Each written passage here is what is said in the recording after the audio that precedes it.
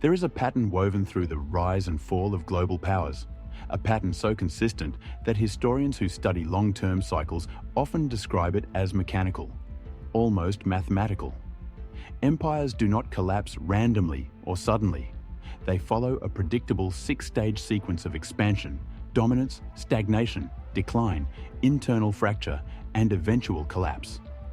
This blueprint has repeated across centuries, from the height of Rome to the Spanish Maritime Empire, from the British global system to the Soviet Union. And today, many analysts argue that the United States is walking the same path, not because it is weak, but because it is repeating the same structural mistakes that every dominant power eventually makes. To understand this cycle, we need to strip away emotions, politics, and ideology, and focus only on structural forces. Empires fall not because of one event, not because of a single war, not because of one economic crisis, but because of an accumulation of pressures that compound over decades. These pressures appear slowly, invisibly at first, then all at once. By the time collapse becomes visible, the internal damage has already reached a point where reversal is nearly impossible. The first element in this pattern is overextension, the moment when a nation's global ambitions exceed the ability of its economic base to support them. At the height of its power in the 1500s, Spain controlled vast territories across the Americas, Europe, and Asia. But the cost of maintaining armies, fleets, and colonial administrations became unsustainable.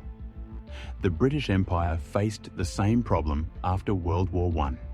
The Soviet Union faced it during the Cold War. A nation that tries to be everywhere eventually discovers it cannot fund the obligations it has created. The United States today maintains more than 750 military bases in 80 countries, supports dozens of alliances, spends more on defense than the next 10 nations combined, and finances much of the global security order. This is unprecedented in scale. Whether this is sustainable is the question historians will judge in hindsight. The second element is currency fragility. When an empire reaches maturity, its currency becomes the foundation of global trade. For Spain, it was silver. For Britain, the pound sterling. For the United States, the dollar. But dominant currencies weaken when governments begin using monetary tools not for long-term stability, but to postpone immediate crises. Spain devalued its silver by mixing in copper. Britain attempted to defend the pound at unrealistic levels. The United States has dramatically expanded its money supply to sustain debt-driven spending. The mechanisms differ. The effect is the same.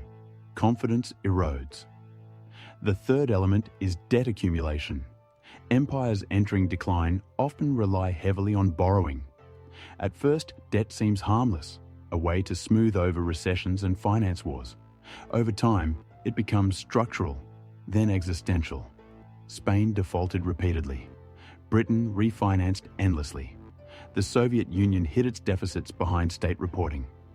The United States has accumulated more than $36 trillion in federal debt, with interest payments rising faster than any other budget category. When interest consumes the resources once used for innovation, infrastructure, and development, decline accelerates. The fourth element is loss of productive capacity. Every empire begins as a builder, a producer of goods, technology, and innovation.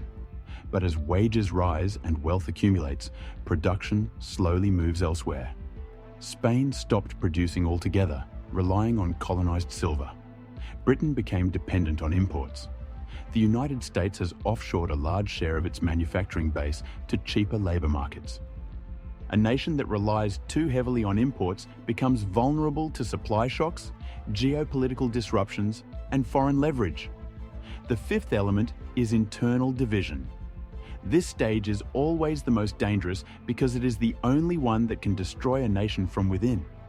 When inequality expands, when political trust collapses, when institutions lose credibility, when citizens divide into tribes that no longer share a national identity, collapse accelerates faster than any external enemy could force. France collapsed not because of foreign invasion, but because of internal rage. Russia collapsed because its people no longer believed in the monarchy. The Soviet Union collapsed because the population no longer believed in the system itself. When trust dies, systems fall. The United States has reached a point where political polarization is higher than at any time since the Civil War. Major institutions, government, media, courts, education, law enforcement, are viewed with deep skepticism by large segments of the public. A system cannot function when half the population believes the other half is a threat to national survival. The sixth element is loss of global confidence. This comes quietly, subtly, almost invisibly. Allies begin to hedge. Banks diversify reserves. Trade partners explore alternatives. The shift is slow, but the meaning is enormous. Spain lost global trust when silver declined. Britain lost global trust after repeated currency crises. The Soviet Union lost global trust long before it collapsed.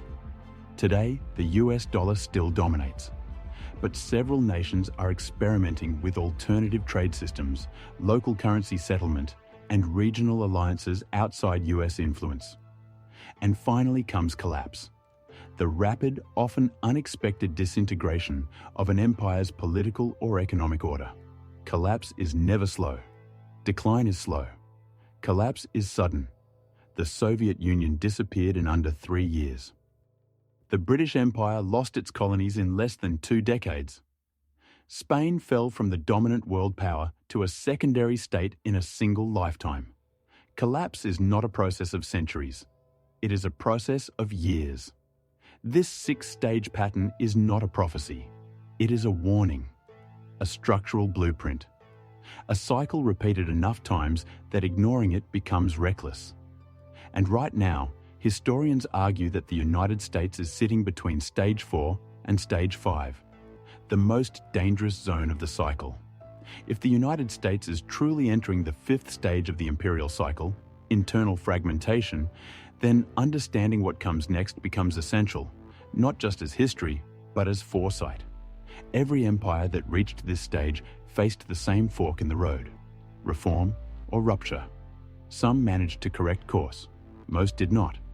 The outcome depended on whether the political system could regain legitimacy before the economic and social pressures became irreversible. To grasp this transition, it's important to recognize how collapse usually looks from the inside. Empires almost never perceive their own decline accurately. Spain in the 1600s believed its glory would return the moment silver shipments increased. Britain in the early 1900s believed its empire was too large to fail. The Soviet Union believed its ideological model was too entrenched to unravel. America today believes its institutions are too old, too stable, and too embedded globally to break apart. But every empire tells itself the same story. The key indicator that a nation is entering late-stage decline is not military weakness and not even economic decay. It is the erosion of shared national identity. When citizens no longer trust that the system is working for them, when elections become contested not based on policy but on legitimacy itself, when each side of the political spectrum begins to believe the other is a mortal threat, that is the moment decline becomes dangerous. In the US, trust in institutions is near historic lows. Confidence in Congress hovers near single digits. Trust in the Supreme Court has eroded. Faith in elections has fractured. Police, media, federal agencies, all have become politicized in the public mind. Once trust collapses, the ability of a nation to solve its own internal problems collapses with it. And without cohesion, even the strongest economy can become fragile. The next phase in the imperial pattern is external pressure exploiting internal weakness. In Spain's case, it was Dutch and English privateers attacking silver routes. In Britain's case, it was rising American and German industrial rivals. In the Soviet case, it was economic competition with the United States, combined with the burdens of the Afghan war. For a declining empire, the problem is not merely that rivals grow stronger, it's that the empire itself becomes too divided to respond effectively. The United States is facing a similar dynamic today. China continues expanding its technological base and military capabilities. Russia is pursuing geopolitical influence in regions where US power has waned. Several nations are reducing reliance on the dollar, and regional alliances, BRICS, ASEAN, the African Continental Free Trade Area, are slowly gaining economic independence. These developments do not immediately threaten America's status, but they indicate a shift. The world is no longer unipolar. A declining empire must make strategic choices about how to allocate resources. And this brings the conversation back to the structural core of decline: debt. When a nation's financial obligations exceed its productive output, the cost of maintaining global influence becomes unbearable. The Roman Empire debased its currency to fund its legions. Spain borrowed heavily to sustain its fleets. Britain drained its treasury fighting 2 world wars. The Soviet Union poured resources into military expansion it could no longer afford. The US faces the same constraint. Interest payments consume an increasing share of the federal budget, more than the cost of national defense. This is the clearest warning sign in the imperial cycle. When debt repayment overshadows investment, decline accelerates. Empires fall not because they lack power, but because they misallocate it. Every dollar spent servicing debt is a dollar not spent on infrastructure, innovation, or strategic renewal. The danger grows when economic pressure intersects with social fracture. Late-stage empires often experience rising inequality, political extremism, and ideological polarization. In the US, the wealth gap has reached levels comparable to pre-revolutionary France. The richest households own a disproportionate share of assets, while the middle class faces declining purchasing power. Political dialogue has collapsed. Movements on both sides of the spectrum increasingly view compromise as betrayal, not governance. This breakdown of social cohesion is not unique to America. It mirrors the final decades of the Qing dynasty, the partisan chaos preceding the fall of the French monarchy, and the ideological fragmentation that weakened the Soviet Union. When internal divisions grow severe enough, external shocks amplify them. What form could such a shock take in the United States? History suggests several possibilities. A major financial crisis triggered by debt. A contested election that destabilizes political legitimacy. A geopolitical conflict that strains military and economic resources. A domestic crisis that exposes institutional fragility. None of these scenarios are guaranteed, but all of them fit patterns observed repeatedly across collapsing empires. Yet collapse is not the only path. Japan, after World War II, transformed itself through structural reform. Germany rebuilt its institutions and economy twice in the span of a century. South Korea evolved from military dictatorship to a leading democracy. Nations can reinvent themselves, but only through painful choices that require consensus, something declining empires often lack. For the United States, reform would require confronting its core vulnerabilities directly, reducing dependence on debt, rebuilding domestic production, restoring public trust in institutions, addressing inequality in meaningful ways, limiting global commitments to sustainable levels, re-establishing a unified national identity. These are not ideological goals. They are survival goals. They are the measures every recovering nation has taken after its decline became undeniable.